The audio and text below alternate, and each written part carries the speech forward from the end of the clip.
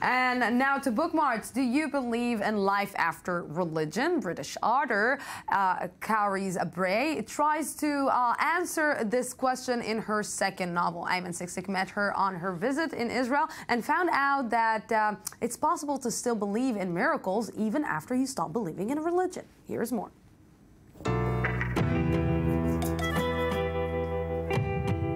This is a story about starting life all over again, after tragedy and after religion.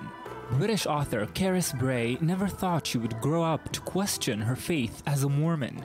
It was only when she fulfilled her religious duty and became a mother that doubts began to surface. I grew up in a Mormon family and I married somebody who also grew up in a Mormon family. So we got married very young, and I had 5 children in the first 7 years of my marriage, and it was what I had always imagined I would do. I found that it was much harder than I thought. Being a young mother to several children raised pressing questions about the function of religion within a family. I just thought that they would adopt the customs and the practice of the religion themselves, that it would happen by osmosis. And I realized that I was actually going to have to make them do certain things, and I couldn't do it. A Song for Issy Bradley, Bray's second novel, introduces an even bigger challenge for the fictional Bradley family: the loss of a child and the loss of faith as a consequence. I wanted to put the characters in a situation where their faith would be tested. I wanted to look at the ways that religion can be helpful in a situation like that, and the ways in which it might not be helpful as well. So the comforts and the confinements of religion. Losing a child is a tragedy Bray herself is personally familiar with. My second child died, and she died when she was a baby. It was a long time ago. She would be 16 now. But in the years that followed, I wondered what it would be like to lose an older child, and I thought, gosh, it would be worse, I'm sure. So, can religion still be a comfort in face of such a tragedy?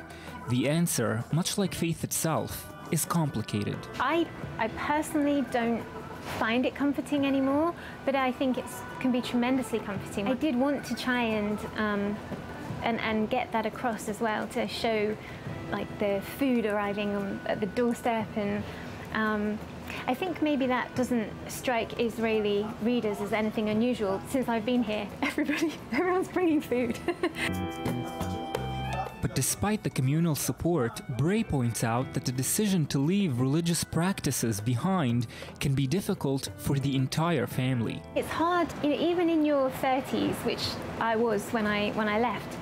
You don't want to disappoint your parents, and it's the thing that will disappoint them most in the world. So there's a feeling of, oh, can I do this? Can I? I did.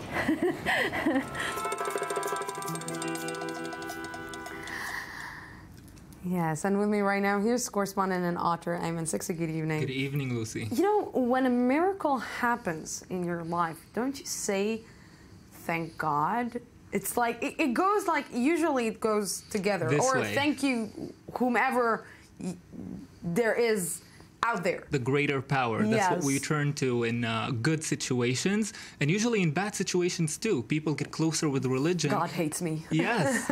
Sometimes people get closer with religion after a crisis, but it's so interesting to see that with Carys Bray's case, the opposite happened. After the tragedy in her personal life, and several years later, with her understanding the, let's say, limitations of leading a Mormon lifestyle, she distanced herself from religion. She understood that there's a different type of life that she wants to lead. You know, it's very interesting, because if we're looking at the ultra-Orthodox community here in Israel and the ultra-Orthodox Jews, they are seeing this something bad that is happening as a sign from God, as that this is God's will, and this is what we will take, and that's it. And it even makes them believe more.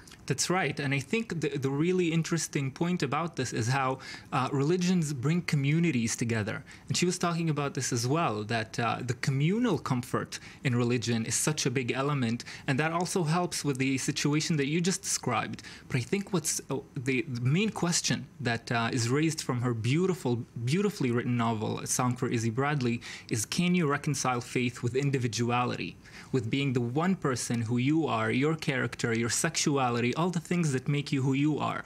Can you reconcile faith with that? And it's a very difficult question. And she paid a heavy price for leaving Mormonism. And I think it's inspiring to talk to her and see that you can pay the heavy price to be who you are, especially if you believe in yourself. If that's your main faith, not God, but who you are, there's nothing better to pay a price for. Wow. I totally agree with you. I totally agree with you, and we really understand her. That's right. I mean, I identified with her so much in this. I think several of our viewers will too. Definitely. Ayman Sikseck, thank you very much for this. And thank you, our viewers, for being with us tonight. Believe in yourself. Believe in who you are. Just believe in that, and miracles will happen, and you will make your dreams come true. Good night from the Jaffa Port. Have a great one.